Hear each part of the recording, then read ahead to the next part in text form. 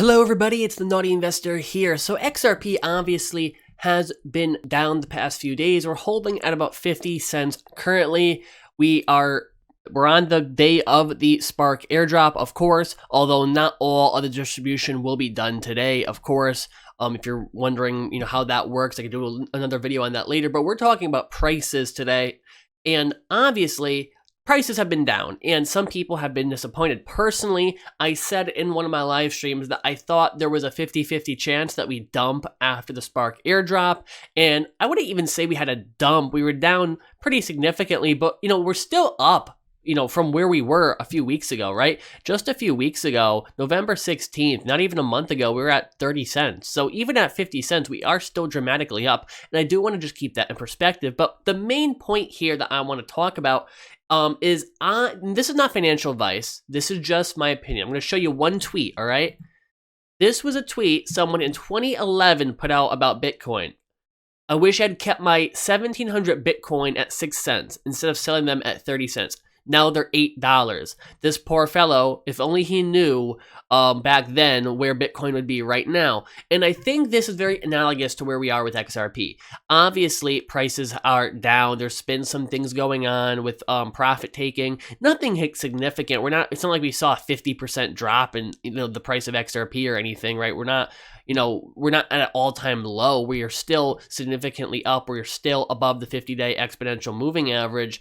But with that said, I don't want to see a lot of people end up like this tweet where 5 years from now, they're like, oh, I sold my XRP at 50 cents and now XRP is like $10, right? Or, $20, whatever the price is in 5 years.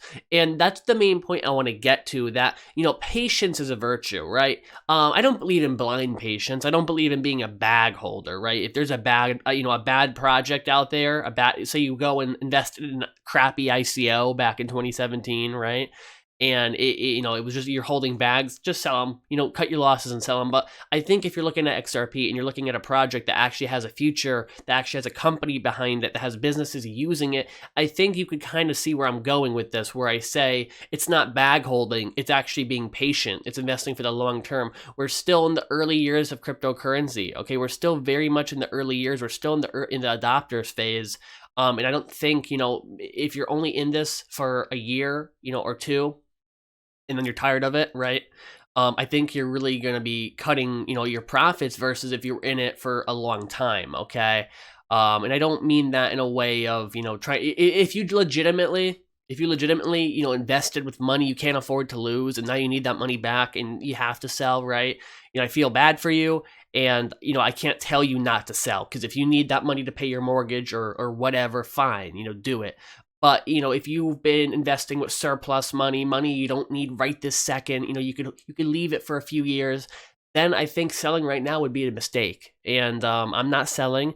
In fact, I'm actually very close to buying more because of, I'm not going to get into that in this video. I will put out a video later on that. There is a very key buy signal coming up right now. So keep your eyes peeled for that. I might have a video out later today or tomorrow. If you enjoyed this, be sure to leave a like, subscribe, share it. Sorry for the rambling.